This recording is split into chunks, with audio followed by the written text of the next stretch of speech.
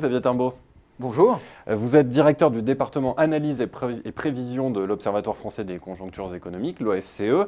Vous avez été invité à vous exprimer à la table ronde consacrée à l'analyse de Thomas Piketty sur les inégalités dans son best-seller mondial Le Capital au XXIe siècle, dans le cadre des Journées de l'économie, les GECO, donc Xerfi Canal est partenaire et c'est pour cela que je vous reçois aujourd'hui. Alors d'abord, je pense à Paul Krugman qui avait qualifié les travaux de Piketty de révolution dans un édito consacré au succès mondial des travaux de Piketty. Est-ce que ce terme de révolution vous paraît approprié? Alors, le mot révolution il est toujours un peu exagéré, mais l'impact qu'a Thomas Piketty aujourd'hui sur le débat sur les inégalités, en particulier aux États-Unis, est quand même tout à fait considérable. Et en ce sens-là, parce que cette question, elle est aussi révolutionnaire au sens où elle peut provoquer des changements très forts dans la société, fait que peut-être que le terme n'est pas si galvaudé que ça, finalement, et que Paul Krugman met le doigt sur quelque chose et nous rappelle que ce débat est très important et que l'apport de Thomas Piketty, et de tous les gens qui ont travaillé avec lui, est aussi très important sur ce sujet. Les travaux de Piketty ont également été critiqués vivement. Je pense par exemple, pour ne citer que ce cas, à la couverture de Bloomberg Business Week qui qualifiait le livre de lecture de plage avec une mise en page parodiant un magazine pour adolescentes. Pourquoi chercher à décrédibiliser Piketty? Est-ce qu'il y a une part de récupération politique? Alors, je pense que le sujet des inégalités aux États-Unis est un sujet qui est perçu comme, très dangereux.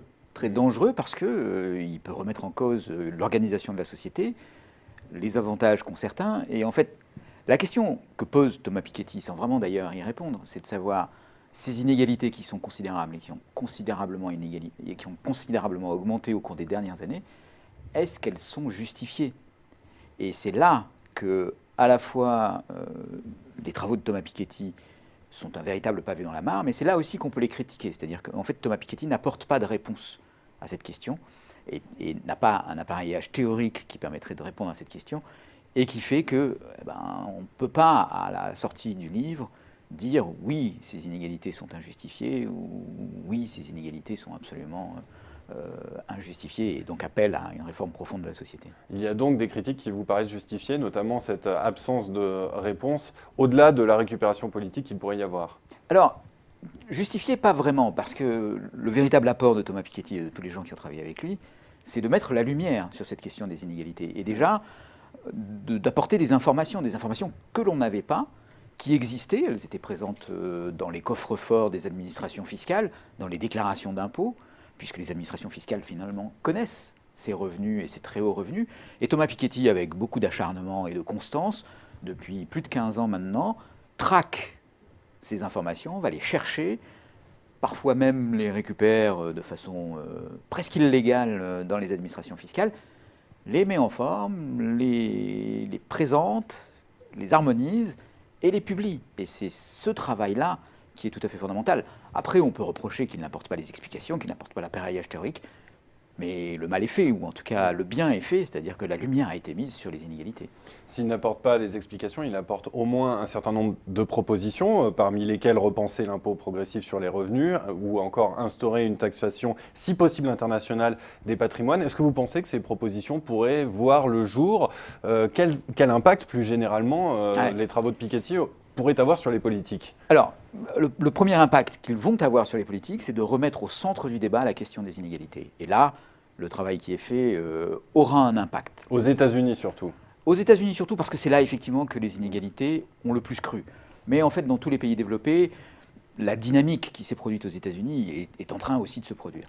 Après, est-ce que la proposition, par exemple, de faire un impôt progressif sur le capital mondial a une chance d'aboutir? On peut en douter. D'abord, c'est d'une complexité incroyable en termes de coopération internationale. On a du mal à traiter la question du changement climatique, alors celle des inégalités, ça paraît encore plus utopique. Et même on peut poser la question de savoir, est-ce que l'impôt progressif sur le capital est bien le bon instrument pour s'occuper de ces inégalités? C'est une des critiques justifiées qui peut être faite à cette proposition et à l'analyse peut-être un peu rapide de Thomas Piketty sur ces questions. Il y a peut-être des inégalités de patrimoine ou des patrimoines importants qui sont liés à un mérite et donc qui ne doivent pas être taxés. Et puis de l'autre côté, peut-être qu'il y a des enrichissements sans cause qui, eux, doivent être traités soit par de la fiscalité, soit en faisant des réformes sur le marché des biens, sur le marché du travail. Et c'est peut-être plus là que se trouvent les solutions que dans une taxation a posteriori un peu aveugle. En tout cas, Piketty aura ouvert le débat et Xavier Timbaud, je vous remercie d'avoir apporté votre éclairage sur ce débat. Merci d'être venu sur Xerfi Canal. Merci.